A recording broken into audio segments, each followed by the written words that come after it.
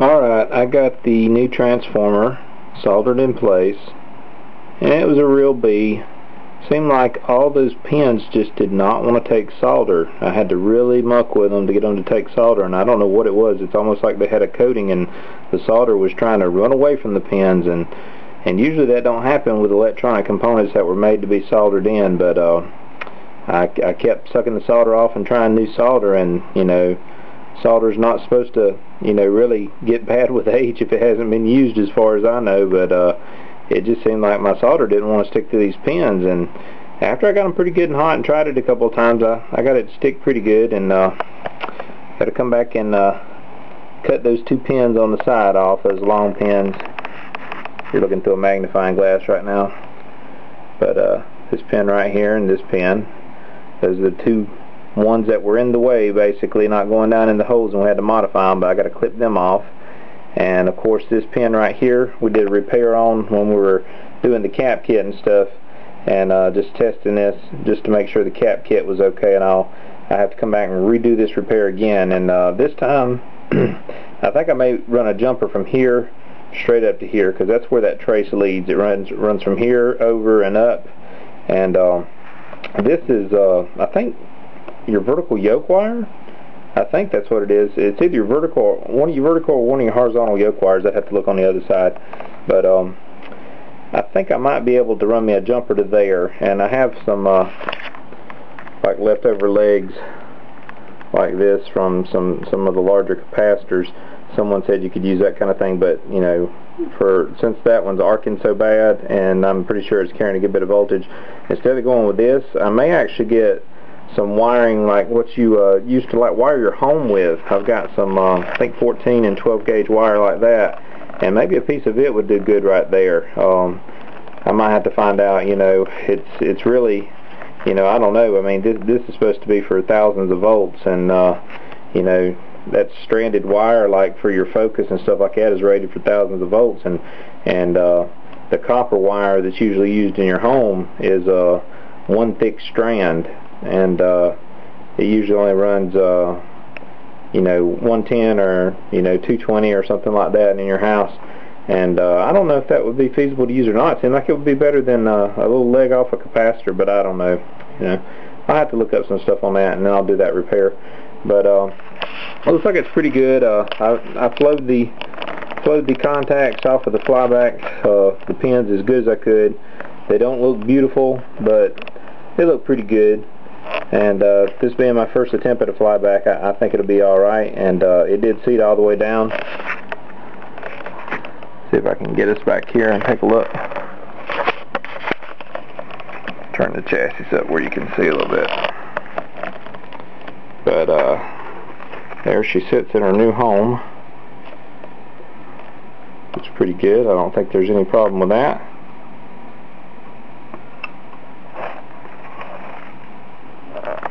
And still got access to your focus and screen controls in there. They're kind of close, but yeah, you can reach them without too much difficulty there.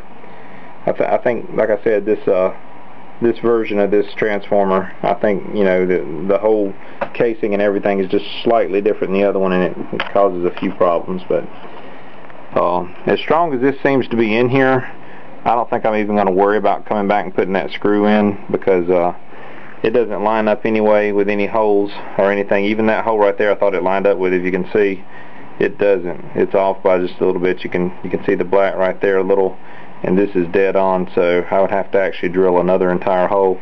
And I have seen some of these installed on some pictures of chassis similar to this on arcadecup.com, and they don't even have a screw in there. So I think all the solder points on the bottom, it's got this in there pretty strong. It's moving the whole darn chassis. So unless you get in here wrenching on it or pressing on it and crack something, you'll probably crack your board before you pop this out of place or anything. So I think it'll be okay.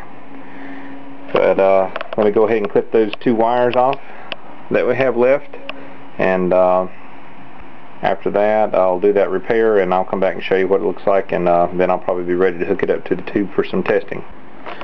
Okay guys, I got me a piece of Romex, or like electrical home wire, It's what you would wire your outlets, your switches, your lights and stuff in your house for. And this was 14-2. It's 14 gauge, 2 conductor, plus a ground.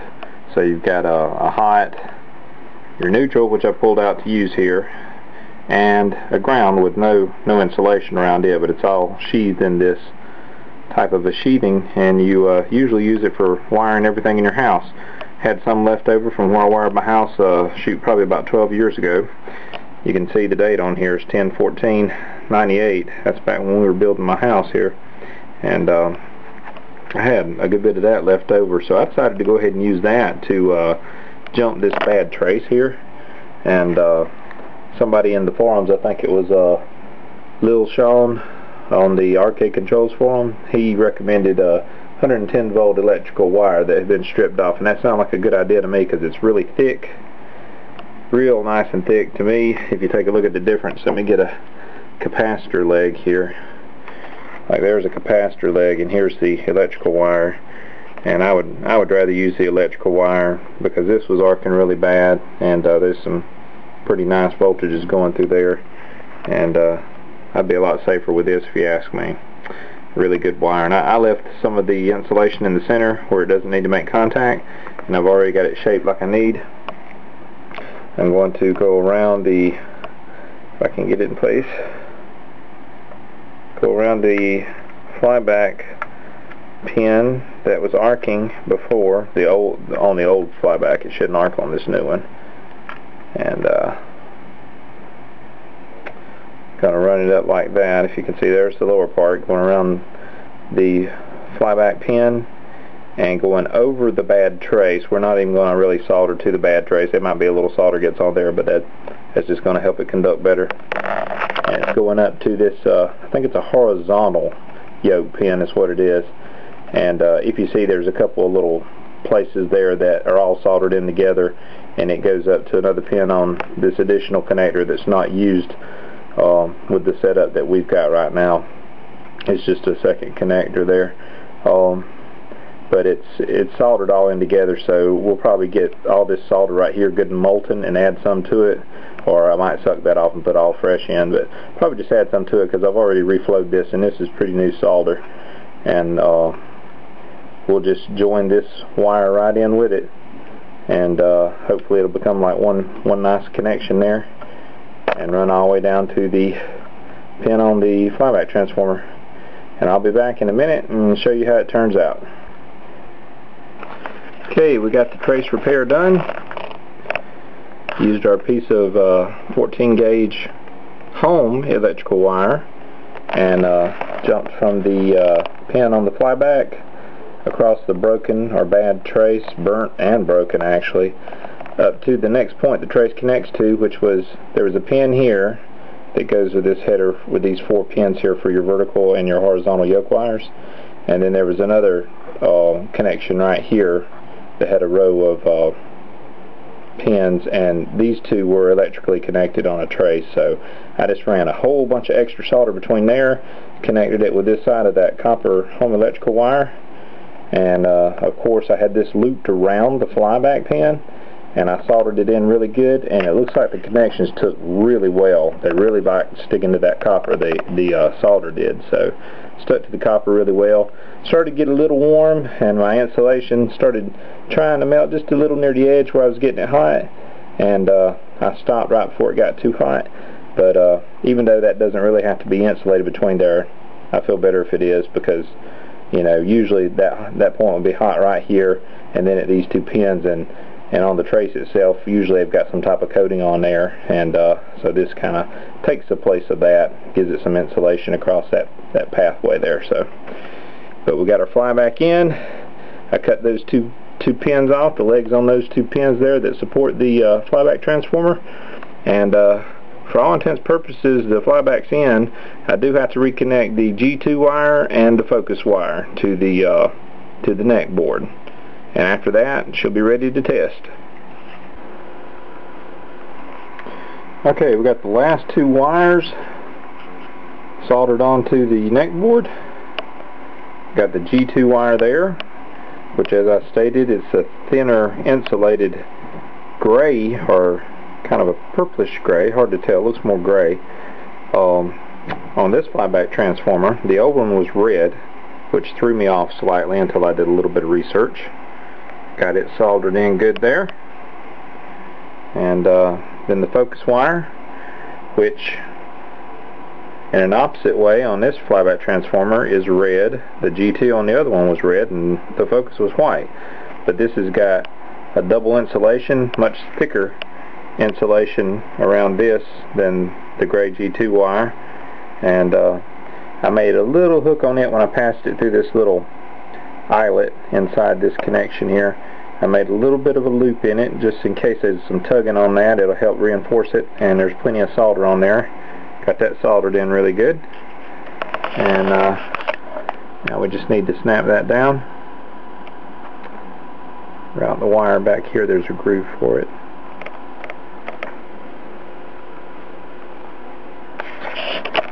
Maybe I should look what I'm doing while I'm holding the camera.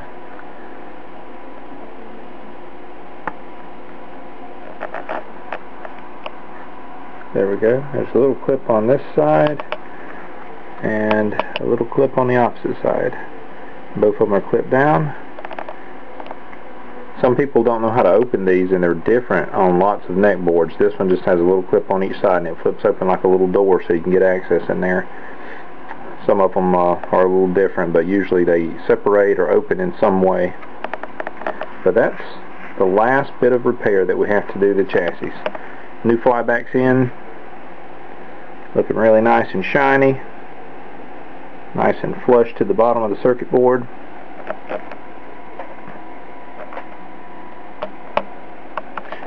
Got the repair made to the trace underneath for it. All the points are soldered really good. Brand new caps all in. Pretty much everything's been repaired. Shouldn't have any problems. We're going to hook it up to the test tube and see what we get. Hopefully nothing blows up.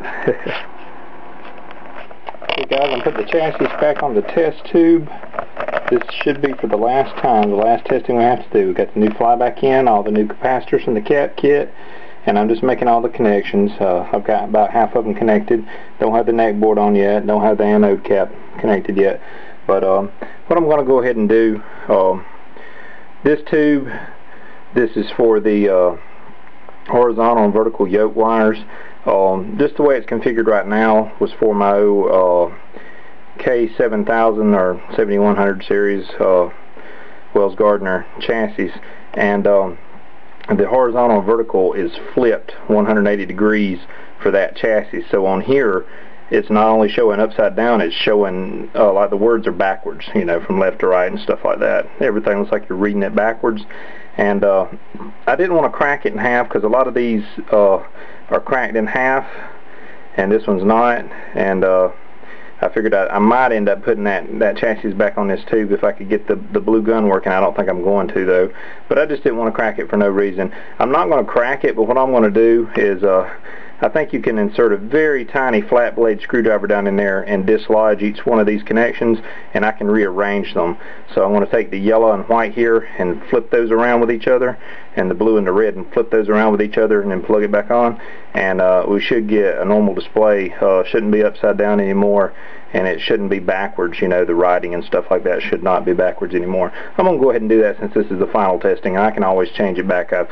I've took a picture of the wire colors, and you know, if I ever hooked it back up to that other old chassis, you know, it'd be nothing just to switch them back. So I just figured I'd say that. Just trying to discharge here. You may never see this, but ooh, I actually got a little tiny pop. That's the first time I've ever got one. I don't know if it filmed or not. Very tiny, but I seen a little blue spark. That is the first time I've seen, heard, or anything ever since I've been discharging the last few monitors or anything that I've ever worked on. I don't know if it showed up on film. It'd be cool if it did. A little tiny blue spark. So we'll wait a few minutes and come back and do this again, since that's the first time I've ever seen that. Alright, we're about to fire up the chassis that I did the cap kit and the flyback transformer on for Adidas 1984X. And guys, this is the first flyback I've ever done, so I hope this is a good experience. took my time, made sure I knew all the ins and outs before I done anything, and I feel like it turned out pretty good. We're about to find out if everything electrically is good, if I've made any mistakes. The chassis has been on this tube for probably, this makes around the third time or so, but I think everything's probably going to work out okay. Just noticing that's not clipped onto that clip, but I'm not going to stretch it. That's just for the anode cap there. Little retention hookup right there. But everything is fastened in, and I hope you got your safety belts on, because I'm a little freaked. I'm not going to connect the power at this very moment. I've got the power off coming from my cab for the monitor, and that's simply because I've got an iffy power supply. My Mortal Kombat 1 has been acting up lately, and I'm going to buy me a new power supply. Sometimes it'll turn on and sometimes it won't, and we'll know as soon as I plug it up and turn it on if it's going to come on. We'll hear the boot signal, and we'll see the red lights come on the circuit boards. I'll go ahead and just turn it on. It's okay if it boots up without the monitor.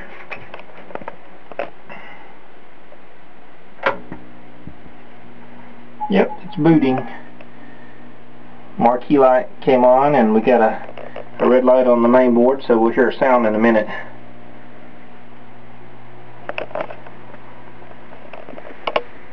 Should hear a sound in a minute.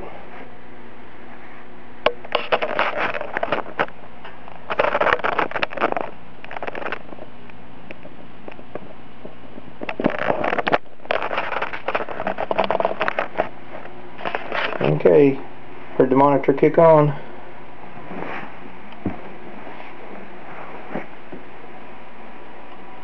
Got this boot light off here. Well, I thought the Mortal Kombat 1 was booting. There it goes, I hear it, but don't see any output at the second. Now that could simply be the screen control too. I could have the screen turned all the way down. Just give me a moment to get my plastic alignment tool, which is right here.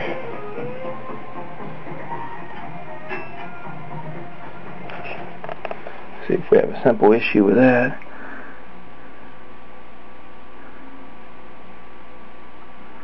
If I can find it. That's focus.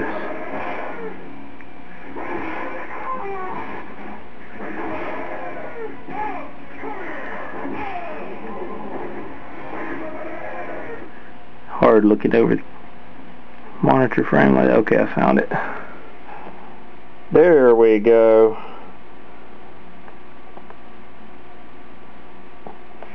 Getting a picture now. Still dark. Still need to mess with some things.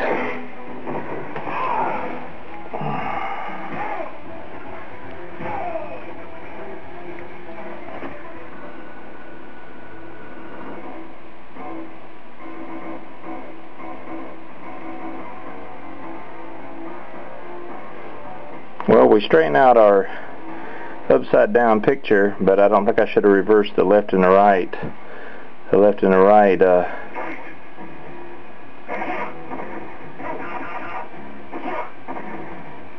left and right is still off, so I shouldn't reverse those wires. That's okay.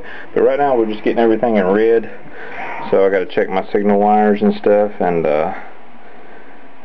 probably go into test screens and everything, start doing some tests to try to see what's going on. But we do have output and everything, and nothing is popping or smoking or doing anything weird, so I just got to do some tests. Could be, you know, changes in the gains and stuff too with this new Flyback and everything, but we've got a display. Just let me do some tweaking and I'll be back. Okay, Adidas, I just wanted to show you that your monitor's working, and got all the lights out right now, and the monitor's sitting right there by my cabinet, my Mortal Kombat 1 cabinet, and I'm just going to flip the switch, keep the camera on your monitor so you can see it comes on pretty quick.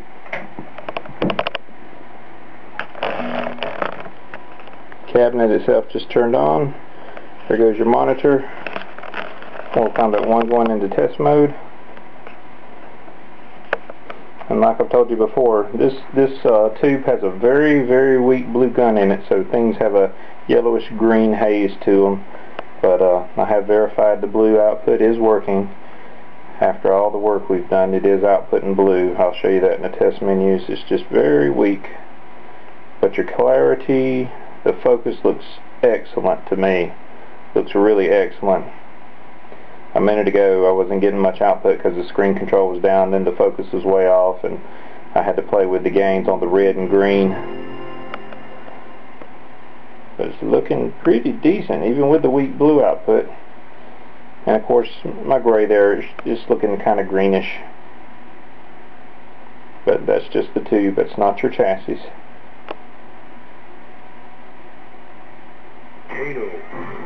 By the way, if you get a hold of this and you've got a lot of blue in it, just turn the gains down. I'll try to turn them down before I send it back to you, but you're going to have to readjust it for your tube, especially since you got the new Flyback. That's going to make some differences.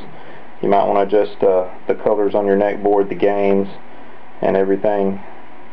And you want to adjust your screen and your focus on your Flyback when you get it on your tube also.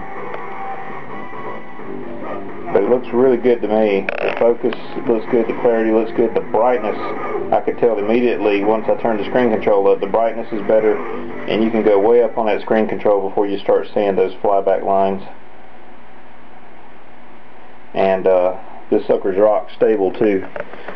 I want to hit the chassis or the monitor frame. I'm smacking the monitor frame.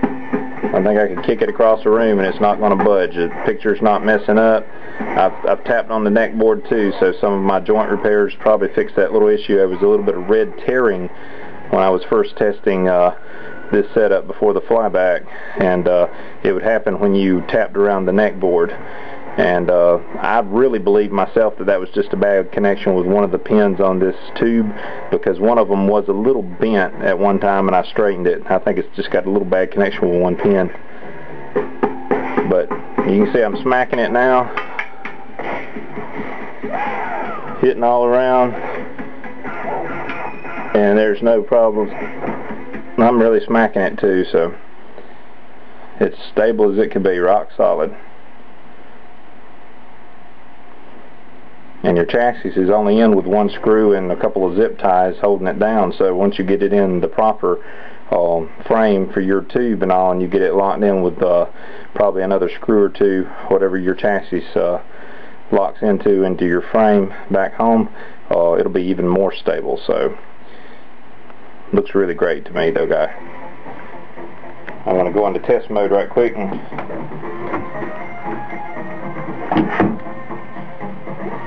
flip my switch here. I'll just show you. I know you can't see it too well, but there is blue output. It's just really weak on this tube, and I've got it turned about wide open on your chassis. I'll turn it down some before I send it back to you. Sorry about the abrupt ending. Last night I was showing some testing in the test mode on Mortal Kombat 1, and my battery died, which is no biggie, but I just doing gameplay on Mortal Kombat 1, just beat the game on the repaired chassis here, doing a little testing, making sure there's no glitches, and I went all the way through the game and didn't see not one glitch, not one problem, anything, except for my weak blue gun in here. That's the only thing. But I think I'm going to put this tube on the Rejuvenator one more time. It's got such good clarity and the other two colors are so good. I want to try it one more time on my Rejuvenator and just see if it improves on the blue. But if not, I'll either keep it around for a test tube like this or something. But anyway, it's just finishing up the video a little bit there, and we'll go ahead and go into test mode here. And wanted to just go in here and show you that, let's see, got your red screen here, red's working fine, green screen, blue, see how dim it is. That blue's really dim, and I've got it cranked all the way up on your gain on your neck board, so it's just the tube. colors. You can just barely see the blue there, and the other colors to the right there that are made from the primary colors, they're just not right. But like I said, not the chassis, it's the tube. That's for looking at convergence and stuff like that. And you could even, let's see here, you can even take a look at this screen when you're adjusting your pots and make sure your pots are all working okay. You got your contrast. Let's see, wait a minute. This is your brightness. Hold on. We're going to go dimmer because we're almost maximum brightness, so we'll go down. See there, your brightness is working. Contrast, we're going down with it. Come back up with the contrast. That's just about wide open. I'll back off of them a little bit. See what this control is here. Okay, this is up and down vertical position.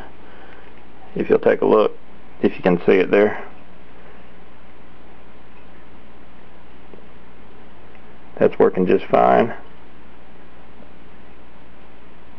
Next pot, vertical size. Shrinks it down.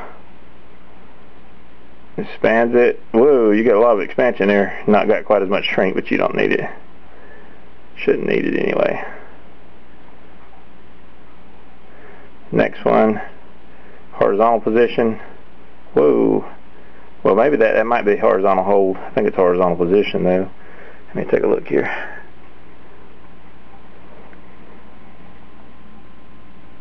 That's horizontal hold, so that's working like it's supposed to be. I thought it was horizontal position. But let's see. So that's your hold. And it's working fine. See the next one. Now this is horizontal position. Move it to the right. Move it to the left. Got just a little bit of play there. That's about all you need though. And last one is, oh, that's pin cushion. It's changing a little bit, I can tell. Not a whole lot. I'll leave it pretty close to where it was. And then the last pot on here, that must be vertical hold.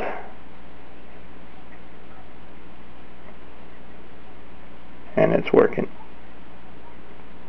So just wanted to show you all your pots working, all your adjustments are working and everything. So your remote board works just fine. I repaired one trace on there. I think it went to, I think it was vertical hold or vertical position. I can't remember. I think it was vertical position, yeah, because it was on the top row. And it probably worked before, but it was just barely, you know, barely soldered. So I added more solder there and reflowed that. So working good. And now let me get my old tired butt off of the floor.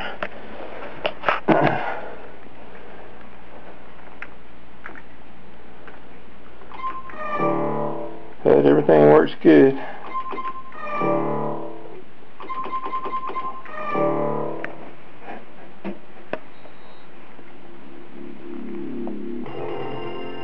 So I'm going to end the video here and get this packed up, ready to ship back. It's Veterans Day today. I don't think the mail even ran today. I didn't have anything in my mailbox, so I don't think the post office is open.